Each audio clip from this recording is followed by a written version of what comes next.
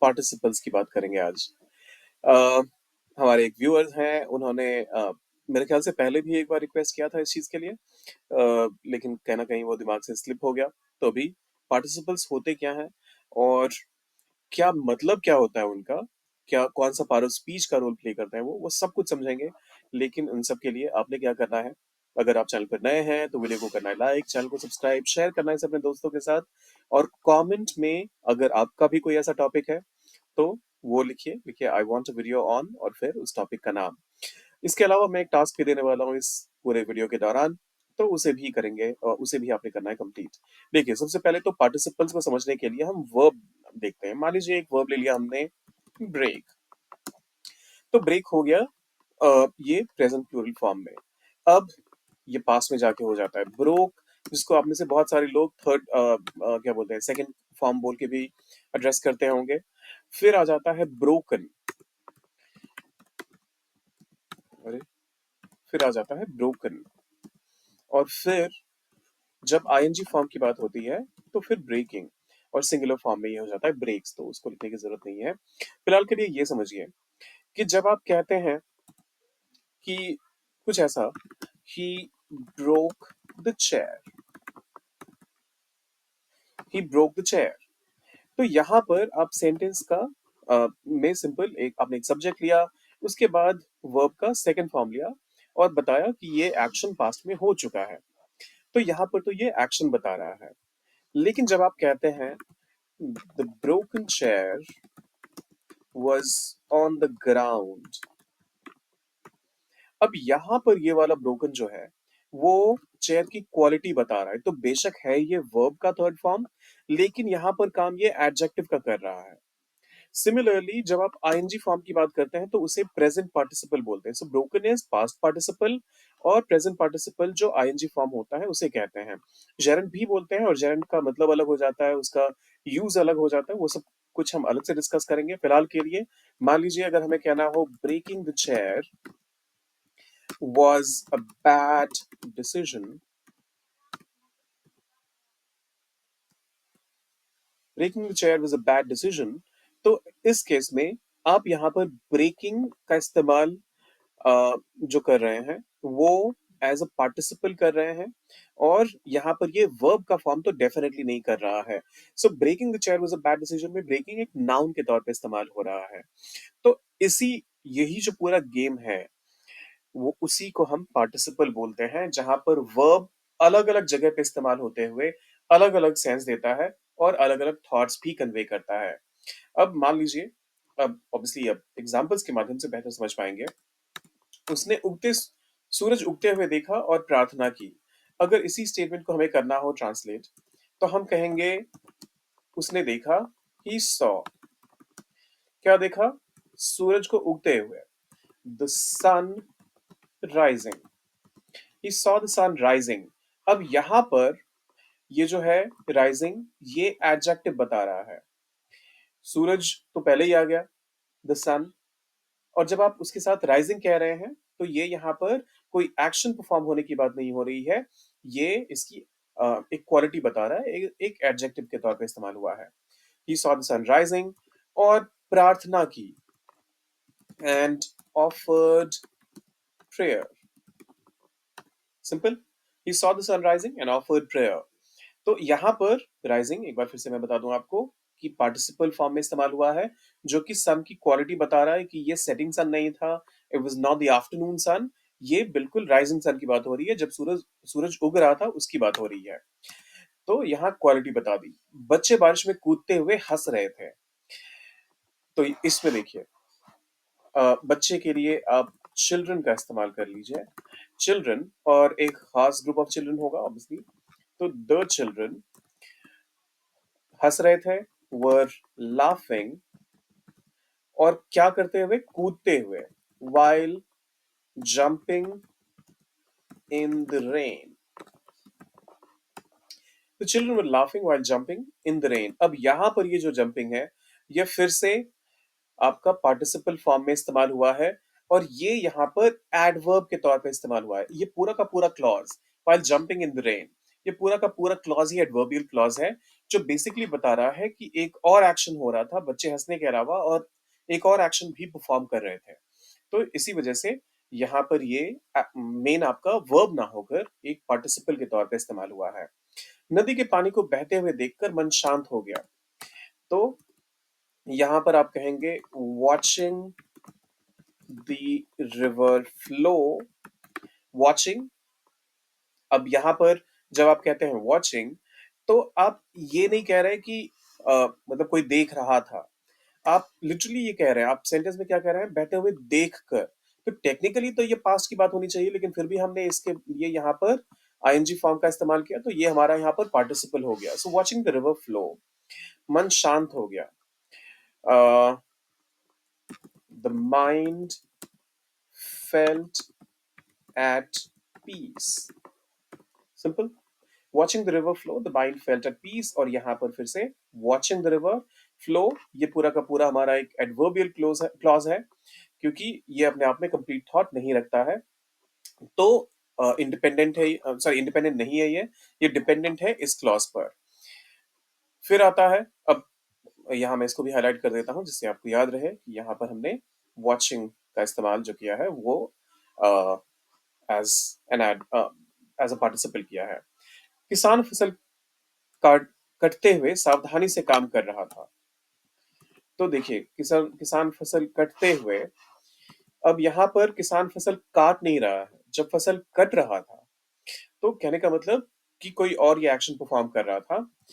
किसान सावधानी से काम कर रहा था, पहले से ट्रांसलेट करते हैं। द फार्मर वाज वर्किंग, सावधानी से के लिए आप कॉशियसली कह सकते हैं, कॉशियसली कह सकते हैं। So the farmer was working cautiously. आप चाहें तो केयरफुली का भी इस्तेमाल कर सकते हैं, वो भी गलत नहीं है, दोनों का मतलब एक ही है। कॉशन लेना मतलब सावधानी बरतना, और केयरफुली का मतलब भी सावधानी से कोई काम करना। The farmer was working cautiously. अब यहाँ पर ये वाला जो वर्किंग है, ये हमारा मेन वर्ब है, लेकिन फसल कटते हुए, तो इस वजह से आप यहां पर कहेंगे while the crop was being harvested. The farmer was working cautiously while the crop was being harvested.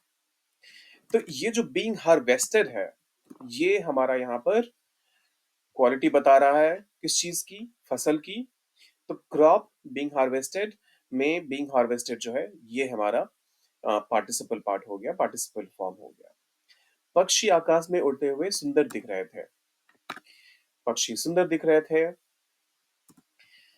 The birds, एक खास ग्रुप ऑफ बर्ड्स की बात हो रही है, तो इस वजह से द बर्ड्स लुक्ड, दिख रहे थे।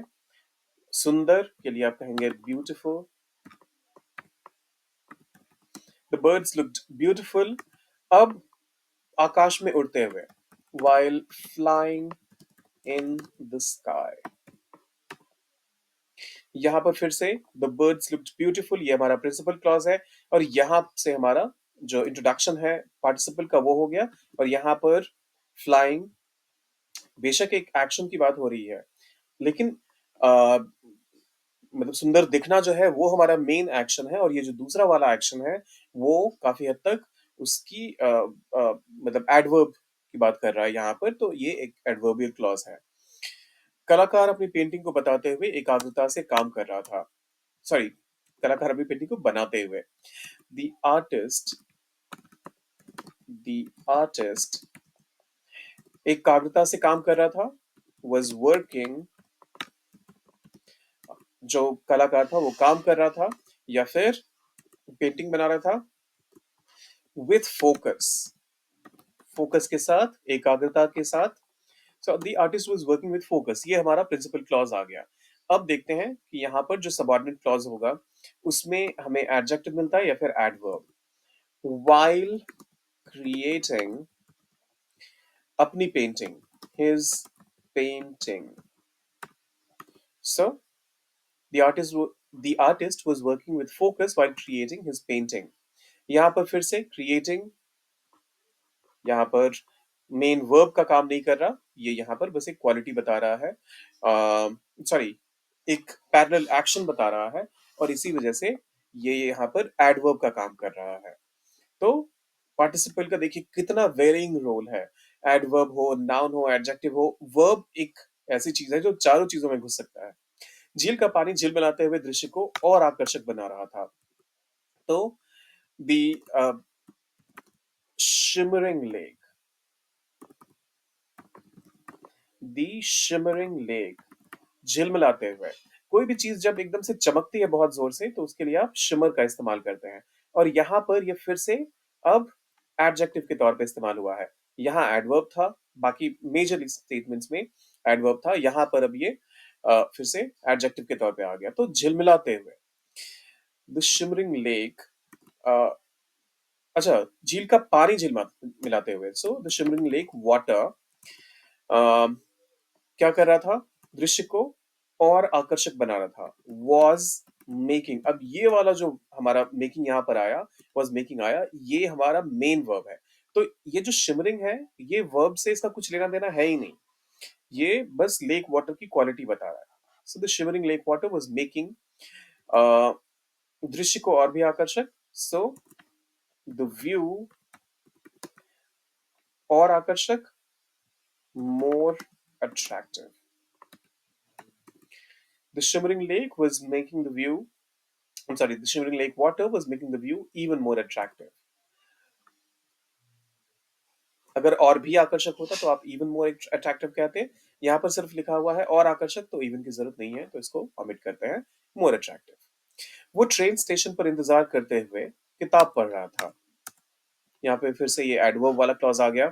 वो किताब पढ़ रहा था, he was reading a book, और कब पढ़ रहा था वो किताब, while waiting at the train station. He was reading a book while waiting at the train station. यहाँ पर ये वाला मेन वर्ब है, और while waiting वाला जो सेगमेंट है वो पूरा का पूरा आपका यहाँ तक ये एडवर्बियल क्लॉज है, जिसमें से कि while waiting जो है वो वेरी स्पेसिफिकली बात कर रहा है एक पैरेलल एक्शन की, तो ये एडवर्ब के तौर पे इस्तेमाल हो रहा है। ऊंचे पेड़ हवा में झूमते हुए मधुर संगीत जैसा महसूस हो रहे थे। भाई साहब ये बड़ा ही कॉम्प्लिकेटेड सा सेंटेंस लग रहा है। ऊंचे पेड़, टॉल ट्रीज, लॉन्ग ट्रीज मत कहिएगा। जब कभी भी आप जमीन से ऊंचाई की बात करते हैं किसी भी चीज की, इंसान हो, पेड़ हो, जानवर हो, तो उनके लिए आप टॉल का इस्तेमाल करते हैं। और जमीन के पैरेलली जो भी चीज चलती है, मान लीजिए आप रोड की बात करें, तो वहां पर आप लॉन्ग का इस्तेमाल करते हैं। So a long road, a long river. तो इस चीज का ध्यान रखिएगा। अभी फिलहाल के लिए मैं इसको यहाँ रहने देता हूँ और चलते हैं टॉल ट्रीज की तरफ। सो टॉल ट्रीज हवाओं में झूमते हुए, swaying in the breeze, ये थोड़ा सा कॉम्प्लिकेटेड आपको लग सकता है। तो यहाँ पर ये swaying फिर से जो है पेड़ों की एक पैरेलल एक्टिविटी बता रहा है। तो ये हो गया हमारा participle form. So tall trees swaying in the breeze, हवाओं में झूमते हुए मधुर संगीत जैसा महसूस हो रहे थे। Felt like a melodious song. Tall trees swaying in the breeze felt like a melodious song. साधु जंगल में ध्यान करते हुए शांति का अनुभव कर रहा था। तो इसका ट्रांसलेशन क्या होगा, ये आप डालिए कमेंट बॉक्स में। एक एक करके मैं थोड़ा सा बता देता हूँ, आप चाहें तो बस उसको रेफरेंस के तौर पे इस्तेमाल करते हुए पूरा का पूरा एक्शन कंप्लीट कर सकते हैं। साधु के लिए आप द monk का इस्तेमाल कर सकते हैं। फिर आता है जंगल में ध्यान करते हुए। सो ध्यान करने के लिए आप मेडिटेट का इस्तेमाल करते हैं। फिर जंगल के लिए आप फॉरेस्ट का इस्तेमाल करेंगे। फिर आता है अनुभव करना, तो उसके लिए आप एक्सपीरियंस की बात करेंगे। और शांति का अनुभव, तो आप कहेंगे पीस। तो इन सबको एक धागे में पिरोइए, बनाइए इसका एक सेंटेंस और डालिए कमेंट बॉक्स में। और हाँ, अगला वीडियो आ रहा है जल्दी ही, जिसमें हम बात करेंगे इन्फिनेटिव्स की और जेरेंड की, और फिर आगे हम इनके पैसिव वॉइस के भी बारे में चर्चा करेंगे। फिलहाल ये वीडियो आपको कैसा लगा? अगर अच्छा लगा तो लाइक ज़रूर कीजिएगा, सब्सक्राइब करना भी ज़रूरी है, शेयर कीजिए इसे अपने दोस्तों के साथ और कमेंट बॉक्स में या तो इसकी इंग्लिश लिख दीजिए करेक्ट फॉर्म में, या फिर अगर आपको कोई और टॉपिक देखना है हमारे चैनल पर तो वो लिखिए I want a video on और करिए सेंटेंस को कंप्लीट। मिलते हैं जल्दी।